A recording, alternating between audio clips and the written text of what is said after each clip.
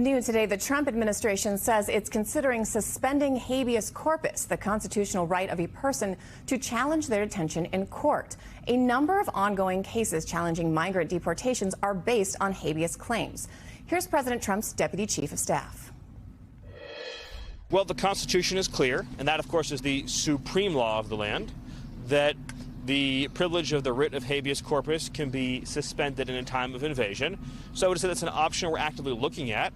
Look, a lot of it depends on whether the courts do the right thing or not. Joining us now, Jocelyn Benson, Michigan Secretary of State. She is also running for governor, and her new book is called The Purposeful Warrior, Standing Up for What's Right When the Stakes Are High. Before we can get to your book, I do want to ask you, can you break down why habeas corpus is such a critical element of our Constitution? I mean, it's like the one thing I remember from our con law class, and I think it's because the professor just hit it over and over again. It basically means produce the body, and the point is you should get to have a venue by which to defend yourself. So what does it mean if it goes away, even if it's just for migrants, as the White House says it wants?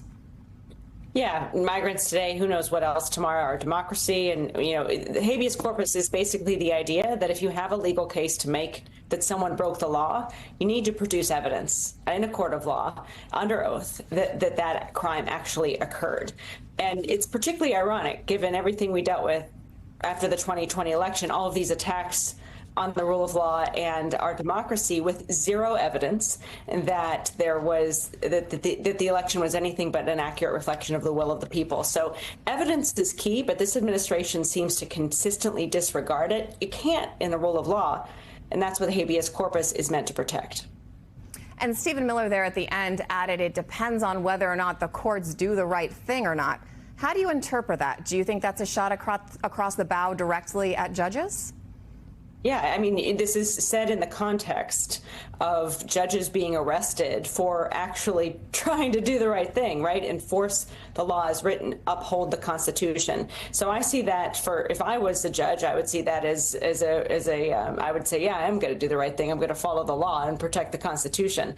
But in another context, it certainly does sound like a threat to induce fear in judges if they don't follow what the president wants. But I believe in the rule of law. I believe that judges in our judicial branch at the state and federal level are going to consistently uphold the law, just as they did after the 2020 election, and require evidence of wrongdoing before convicting someone of a crime.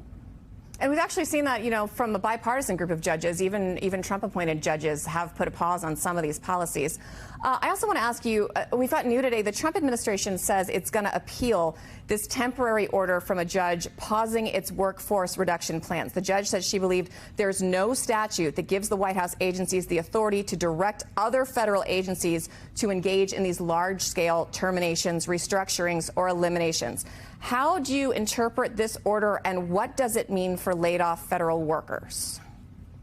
Well, the administration is appealing, so this is not the end of the story, but it's very gratifying to see the judge, again, uphold the law and recognize that the executive branch has no authority to just indiscriminately fire federal workers, and frankly also cause a lot of harm as a result. I run one of our state's largest agencies. In addition to running elections, I'm also the chief motor vehicle officer for the state of Michigan. I run the DMV, and we've been able to actually cut costs, reduce red tape, cut through bureaucracy, and save people time and money, improve efficiency. Everything DOJ is claiming to do, we've been able to do it in Michigan without a chainsaw, without firing people indiscriminately. So the proper way to respond to an order like this is to try to actually increase the efficiency of federal government and eliminate red tape and bureaucracy without firing people who are actually probably the best suited to be able to accomplish those very goals.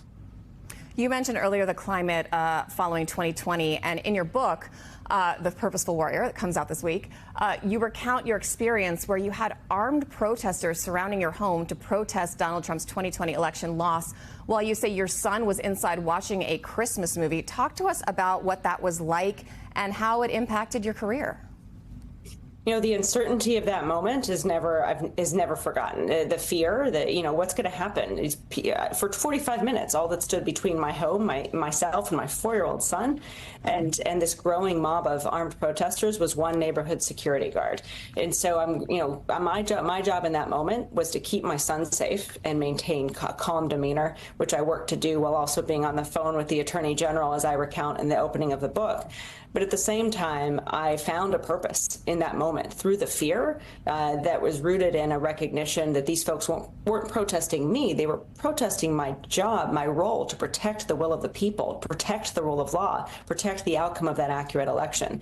And so I became emboldened, actually, in that moment to do even more, to stand firm up for what's right, even though the stakes were high, because my job in that moment was to protect the will of the people. And I was more proud than ever to stand guard over that will of the people, those accurate election results in the aftermath of those protests. But those angry voters, even a couple years later now, are still out there. So how would you describe the political climate in Michigan these days? Is it even possible to win some of them over? And how do you approach that constituency as you look to run for a wider office?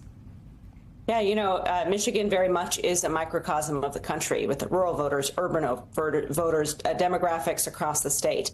And what I've seen as I have served the people of Michigan for the last several years and run one of these agencies that does interact with everyone is that people are struggling. I mean, people are struggling to pay for childcare, to buy a home in the community they want to live in.